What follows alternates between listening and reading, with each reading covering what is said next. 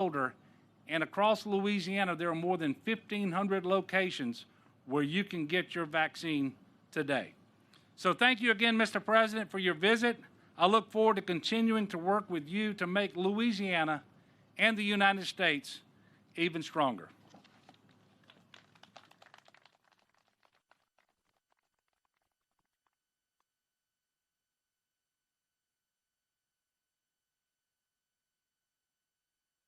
Please welcome the Mayor of Lake Charles, Louisiana, Nick Hunter.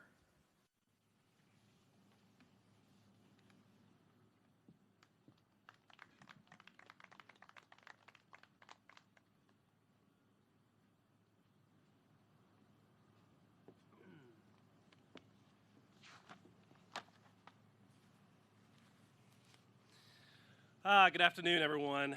Governor Edwards, Lake Charles, fellow Americans watching from around the country.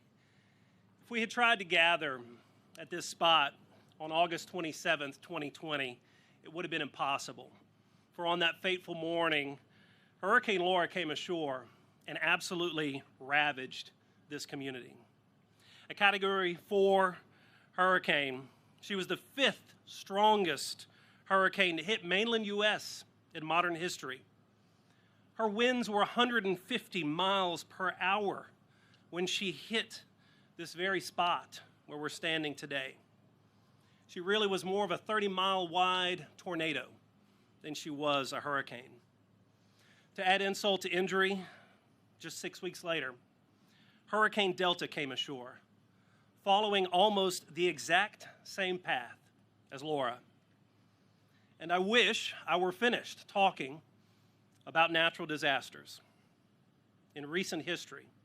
But in February of this year, Winter Storm Uri brought freezing temperatures mixed with precipitation, the likes of which we have not seen in decades here in the city of Lake Charles.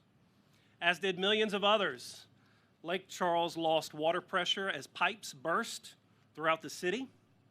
Citizens who were still reeling from 2 major hurricanes had to deal with no running water, and many began ripping out sheetrock for the second time, renovating homes for the second time in less than 2 months.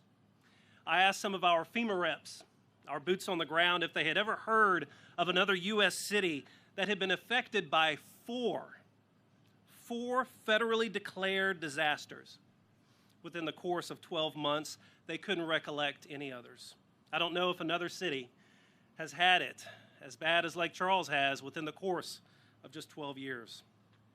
Southwest Louisiana has experienced loss of life. We have experienced loss of property, loss of infrastructure.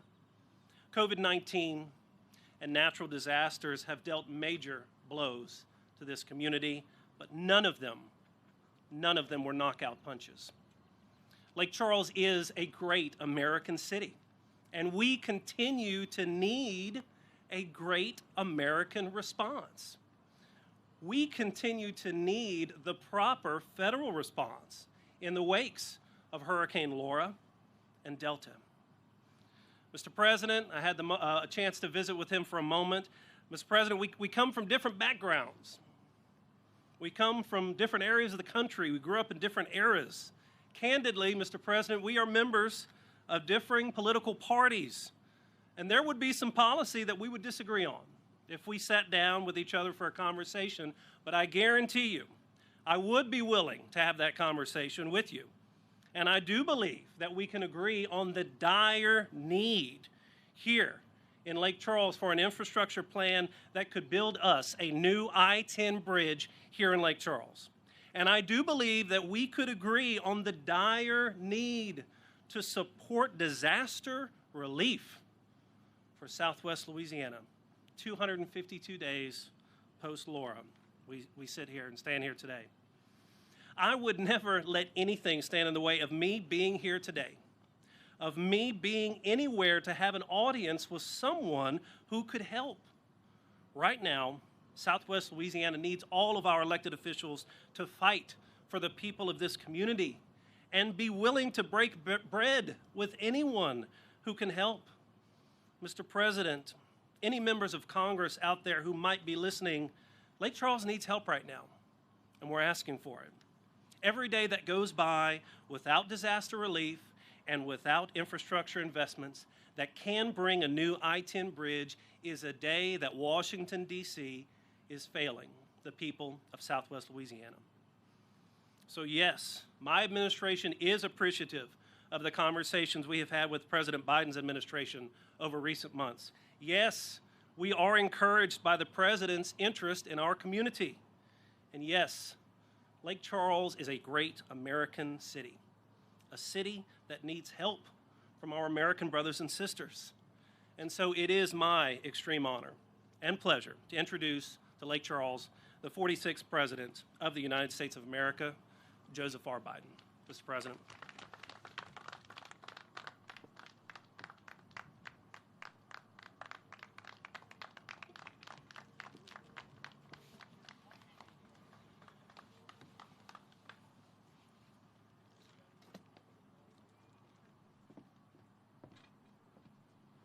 Well, Mr. Mayor, Governor, thank you. It's good to be back in Lake Charles. I've been here a number of times over the years as senator and then as vice president. First time I came down here was a guy named Russell Long, who I served with. I was 29. Please sit down, everybody. I was 29 years old when I got elected, and I went to see Russell Long, and he said, son, I made my stops to all the senior senators, which is what you do in those days. And he said, son, sit down, sit down. He pounded his desk. And I sat down, he said, how much money did you spend in your campaign? And I said, well, sir, and this is going to shock you. I said, a little over $285,000, but then I had to borrow some money and to get through it, and I just won barely by less than a half a percentage point. And he said, good thing you won. And I said, how's that? He said, you got yourself a $38,000 deficit. And I said, yes, sir. He said, well, if you hadn't won, you just have a plain old deficit. Now you can have a deficit party. God, he was amazing, an amazing guy. And both of you are amazing. Mr. Mayor, you've got a great city. And as I said, I've been here more than once, and it's good to be back. And it's hard to believe that you got hit as badly as you have within the time frame you have. And I used to spend some time with Randy. He got hit a little bit, but not like you did, not like you have. And Gov, we have to build back. We have to build back better. One of the things that I'm proud of is in the first 100 days that I became president, we have created more jobs in that period of time than any administration in history. But the way I look at that, that's just a down payment getting us back for the American Recovery Act, just getting us back and getting people. A lot of that had to do with getting people vaccinated, getting 600 million doses of the vaccine and getting people in a position where it was available. But now it's about rebuilding America, rebuilding in a way that it has resilience. And the folks who are going to rebuild it, those folks right over there, unions. We're going to rebuild it in a way that we're going to provide good jobs. Well, look, as I said, it's good to be back, Governor Edwards and Mayor Hunter. And I also want to thank President Wren, union president, AFL-CIO, head of the there you are. I couldn't find you. Folks, there's when it comes to bridges and roads and the like, I've never seen a Republican or Democrat road. I just see roads. And Mayor, you're a Republican. You wrote a newspaper article suggesting that we, along with the governor, the Democratic mayor of Shreveport, Mayor Perkins, as to why we need the American Jobs Plan, and which is what I'm here to talk about today. a once-in-a-generation investment in America itself. To create jobs, to modernize our bridges, our roads, our highways, our ports, our airports, our water pipes, our water projects, high-speed internet, transmission lines, and sustainable housing. Sustainable housing. Jobs, rebuilding the foundations of a strong, fair, and resilient competitive economy. You know, I know the times have been tough here. The damage of the hurricanes has been devastating. The governor's already spoken to me. We're talking with the OMB and with our folks and Republicans and Democrats in the Congress, because I believe you need the help. I believe you need the help. We're going to try to make sure you get it.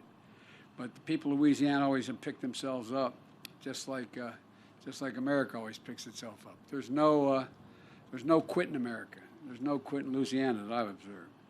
But that doesn't mean the federal government, because it was local, doesn't mean it shouldn't help. I promise you, we're going to build back better than ever, more resilient, and build back in a way that all we build is better able to withstand storms and that are becoming more severe and more frequent than ever.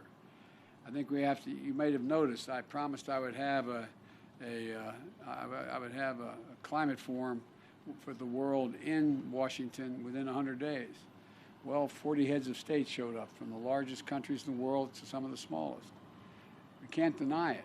There is a real change in the weather. And if we go 1.5 degrees warmer, we're going to be in real trouble, a point of no return. Matter of fact, a lot of it we're going to have to build back now in terms of infrastructure. We got to build back to a different standard, not to what it was. It's got to be better, because the climate has changed enough now that it's still going to rise 2 feet when it rains. We got to build for what is needed now. And I promise you, we're going to do that. And we're better prepared to withstand storms and becoming more severe and more frequent. We're standing here in the shadow of the I-10 bridge, which I've gone over several times myself in the past. And it's a perfect example of how we've neglected as a nation to invest in the future of our economy and the future of our people. You know, when the bridge was built in 1952, it was built there's nothing there. It was built to make sure that we, in fact, are able to, it was going to last for 50 years. That was 20 years ago. It was built for 50 years. The I-10 bridge was built to handle daily traffic load of 37,000 crossings. Well, but today, every day, more than 80,000 cars and trucks cross over that bridge. And it doesn't have the modern safety features that bridges need to have now. You know, 6 lanes of interstate narrow into 4 lanes of a bridge. That's a recipe for disaster. And that's what I'm sure you don't need to tell the drivers around Lake Charles, that it means traffic bottlenecks and delays. And at the last inspection, this bridge was categorized as in poor condition. And after decades of politicians studying it and talking about it, Governor Edwards is the one finally moving forward with a project to actually replace the bridge. One with 6 lanes, new interchanges, that's safer, reduces congestion. And it shouldn't be this hard to take so long to fix a bridge that's this important. It makes no sense. But the truth is, across the country, we have failed. We have failed to properly invest in infrastructure for half a century. The last 4 years, how many times did you say this is going to be infrastructure week? Well, I got so tired of hearing infrastructure week. Nothing happened. Nothing has happened. And across America, there are more than 45,000 bridges that are structurally deficient. Structurally deficient.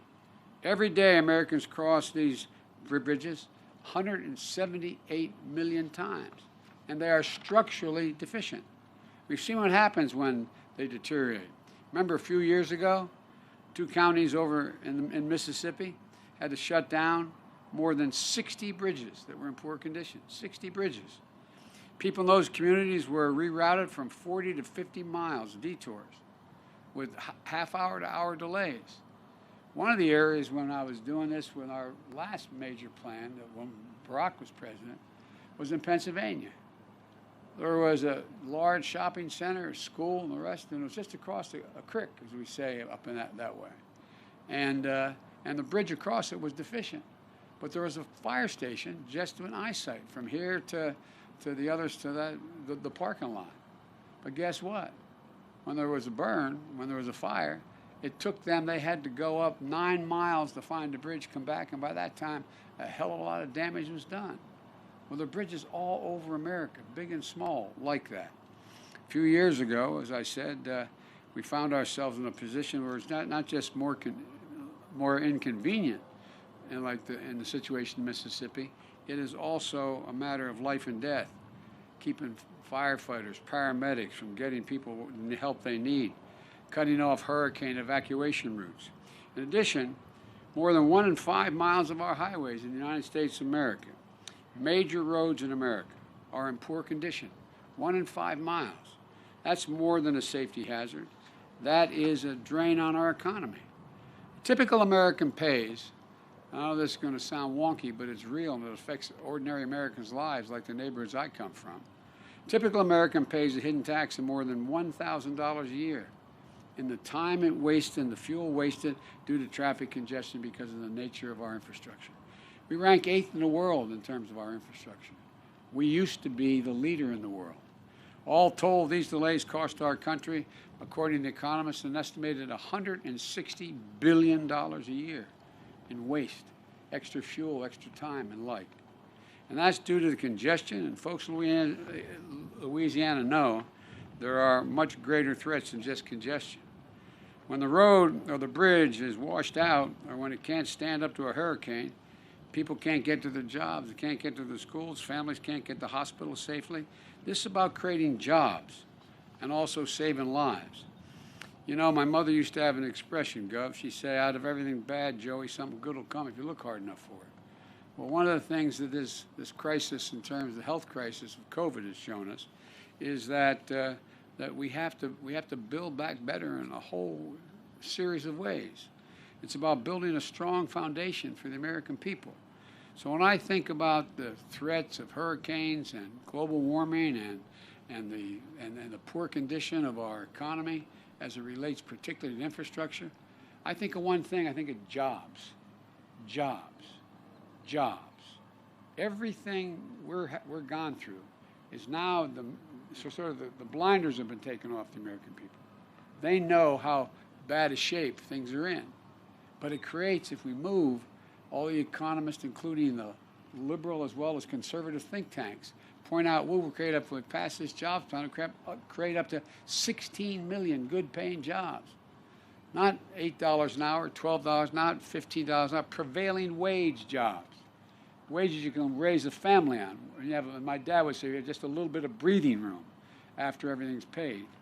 And so, you know, this state is working to rebuild the I-10 bridge, but we can put America to work in every state, fixing roads and bridges that are in desperate need of repair.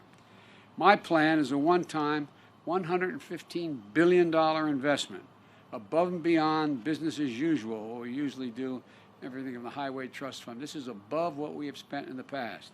So we can modernize bridges and roads and highways that need it most, putting people to work in good-paying jobs. Now, I know a lot of you watching at home are thinking that, well, you know, if these jobs are for you, well, you know, all you folks who feel left out as the economy is moving so rapidly, everything's changing, and you're wondering whether what you did before is going to be available to be done in the future. Well, let me tell you something.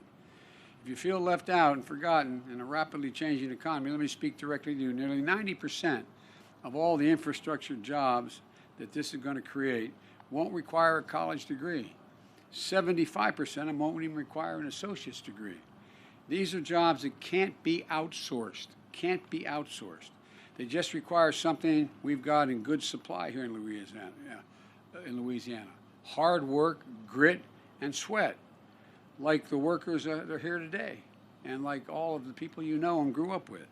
American Jobs Plan is a blue-collar blueprint to rebuild America, a blue-collar blueprint to rebuild America, to supercharge our economy so we can move goods, get to work, become more competitive around the world. You know, to shorten our commutes, to give us back a lost time to our families, to make our commute savers, save lives. All told, the American Jobs Plan is going to modernize 20,000 miles of highways and roads. It will fix the nation's 10 most economically significant bridges that require replacement. They're just not safe anymore, which this bridge could be one of them.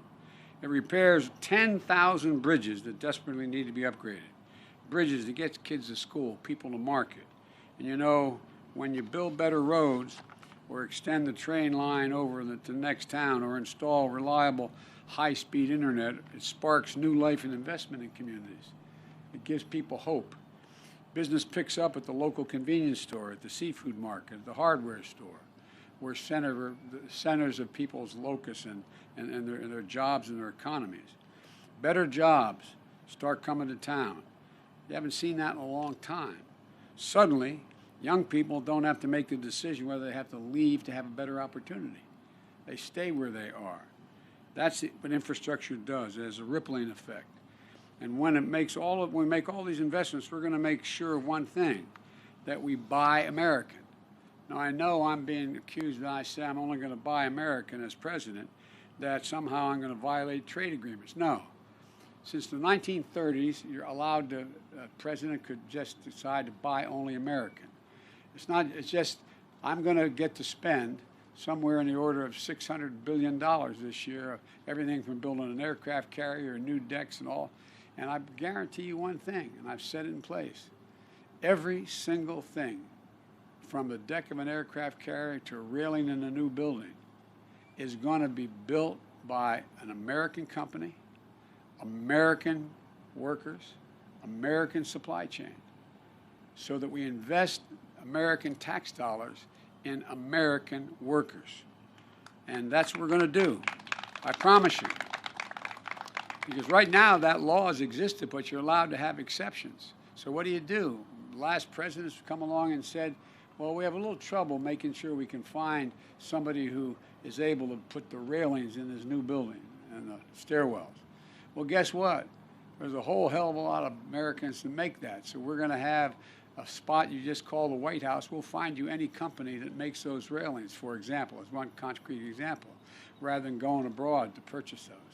It's going to create jobs, it's going to generate economic growth. And look, this is all about making a choice between giving tax breaks to super wealthy and to corporations and investing in working families. We're going to build a country. I look at this as what I'm talking about is giving essentially tax breaks to hard-working, middle-class, and working people who built this country. In my view, it's an easy choice. Invest in workers wearing hard hats and doing the hard work of rebuilding the country, and put line workers, for example, to put line workers and electricians to work laying thousands of miles of transmission lines to build a modern energy grid, to put engineers and construction workers to work building modern roads and bridges, weatherizing homes and buildings, and setting new standards where they have to be built with better material and they have to be built to withstand heavy winds and hurricanes and the like, and withstand the impact of the changing weather. To put plumbers and pipe fitters to work, replacing 100% of the nation's lead pipes and service lines that are delivering poison water to our kids. And there are over 400,000 schools in America have lead pipes leading, 400,000, yes, that's right, 400,000 have lead pipes going to the schools right now. And you have over 10 million homes where their water source is fed by lead pipes that were laid years and years ago. We're going to rip it all up, and make it safe, all across America. And it's going to provide millions of jobs, thousands of jobs, and it's going to provide much more security. It's going to put plumbers and pipe fitters to work, replacing this, so every child in America can turn on a faucet and not worry about drinking polluted water. I'm going to be visiting the water plant in New Orleans today to get a closer look at what's needed to modernize the city's water system, because it needs modernization and they need it repaired. Look, these are the highest values investments you can make as a nation, and they last the longest. Economists, left, right, and center, agree that these are investments we need to make to generate historic economic growth that's maintained, not just bringing jobs back, but creating new jobs. And together with the American Rescue Plan, the American Jobs Plan is going to help the economy create, as I said, estimated over 16 million good-paying jobs. And folks, we can't afford to not do it. We can't afford to not spend the time and effort and money. Let me explain how we pay for this, because I'm not a deficit spender. Because, you know, we had a tax cut the other team put in back in 2017, and it created a $2 trillion deficit, with the vast majority of that going to the top 1/10 of 1% of the wage earners. I don't want to punish anybody. You're entitled to be a millionaire or a billionaire. Just pay your fair share. Just pay. For example, if we just were to make sure that we had the tax rate for the top rate in America for income tax, what it was in the Bush administration, it would go from 36 to 39.6%. Well, guess what? That would raise a minimum of $10 billion a year. No one's hurt. Someone making that money is still going to have 2 homes or a jet plane, or these are mostly millionaires. They're not going to be hurt a little bit. But we're going to be able to put tens of thousands of kids in preschool and in free community college. What's going to help America more? Increase the educational standard of all Americans so they have 14 years of school, from 2 years of 3 and 5 year olds, 3, 4, and 5 years old. We show that that happens if they not go to daycare, they go to school. No matter what the background of the home they come from, they catch up. 58% will go on to go to college. We know that now. We also know that if you give 2 years of free community college, you're in a situation where you're in a position that you have in your state and every other state in America. You'll allow to go the last 2 years. All those credits are available to your state universities, and you get a 4-year degree for half the cost. And/or you get the 2-year degree, and you're able to do what you needed to do.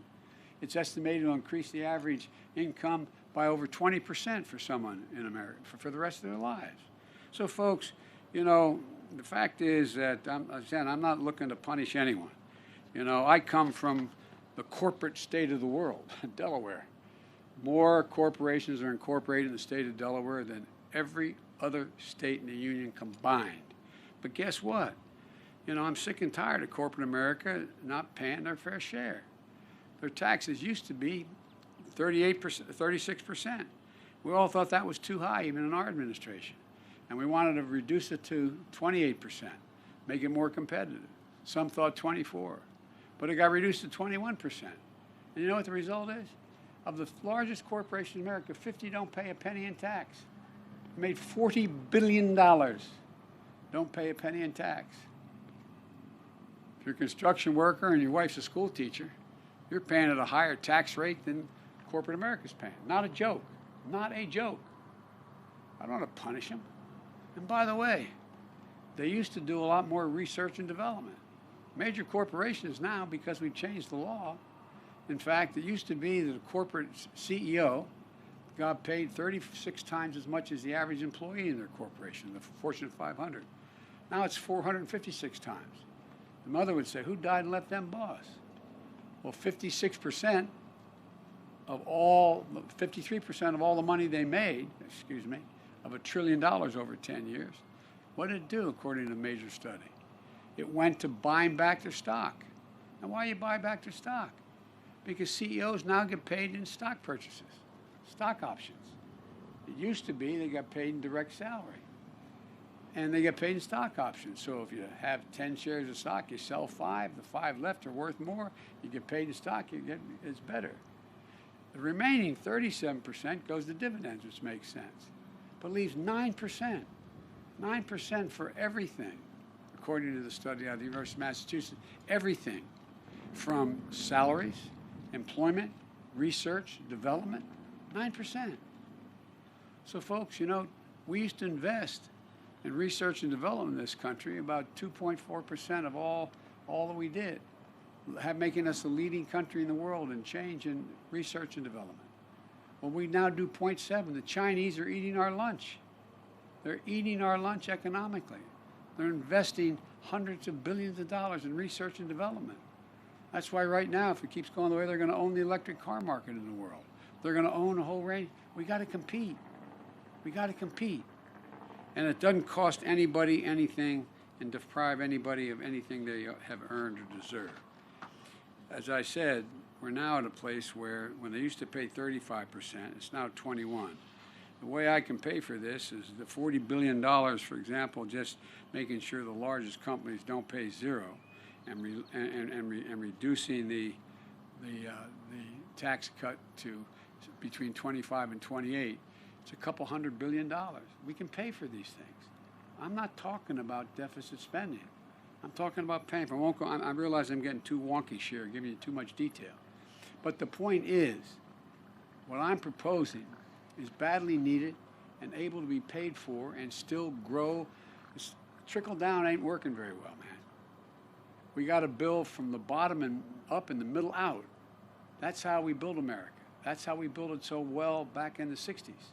And so, folks, look, a middle-class family, as I said, and a construction worker with a kid with 2 kids is paying more in federal taxes than a multi-million-dollar, billion-dollar corporation that's making billions of dollars in terms of the rate at which they pay.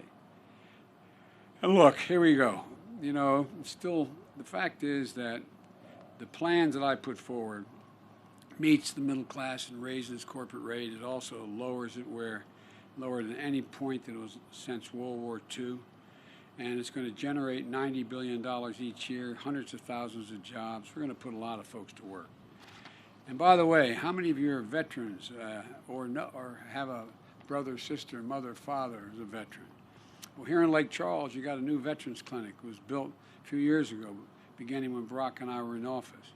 But most VA hospitals, for example, are 50 years old or older. Ask your buddies. Ask your buddies. When we have more people, more veterans, and more active military committing suicide every week than are killed in all our wars. Why?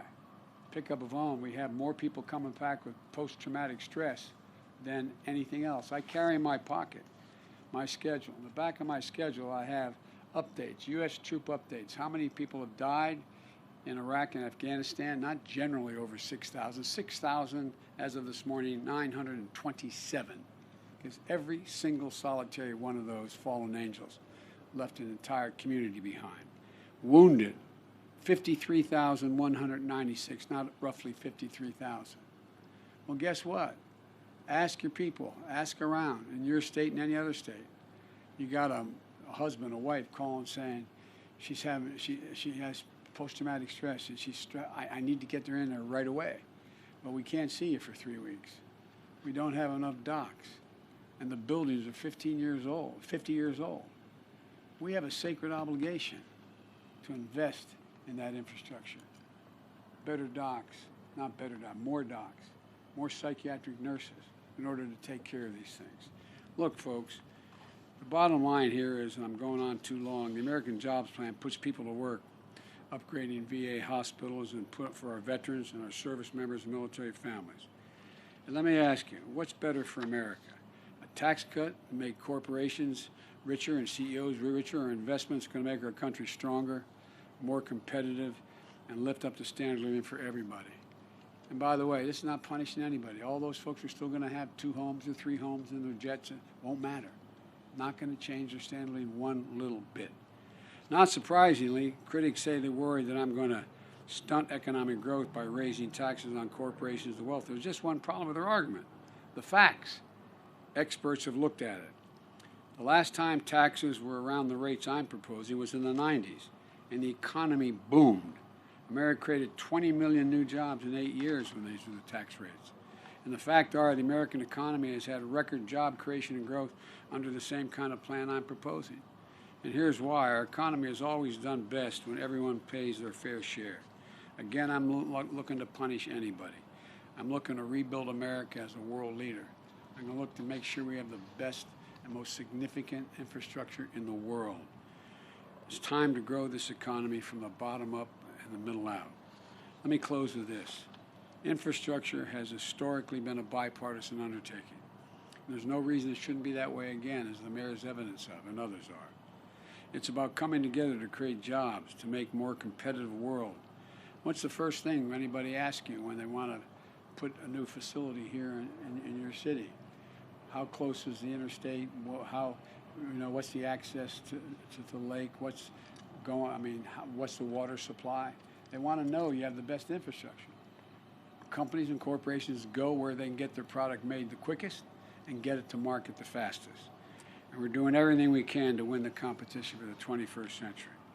I'm willing to hear ideas from both sides. I'm meeting with my Republican friends up in the Congress to see, number one, how much they're willing to go for, what they think are the priorities, and what compromises meet men. I'm ready to compromise.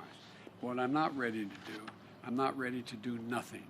I'm not ready to have another period where America has another infrastructure month and doesn't change a damn thing. America is more competitive, better, and more capable than any nation in the world. There's not a damn thing we cannot do when we do it together. It's about time we start working together like mayors and local officials do, like governors do. I find more support from Republican governors and mayors and Democratic governors and mayors around the country because they gotta answer the question. Is life better in this town, this city, this state than it was before I got elected? And we can make it better. We can make it better. It shouldn't be controversial. So let me conclude by saying God bless you all and may God protect our troops. Thank you.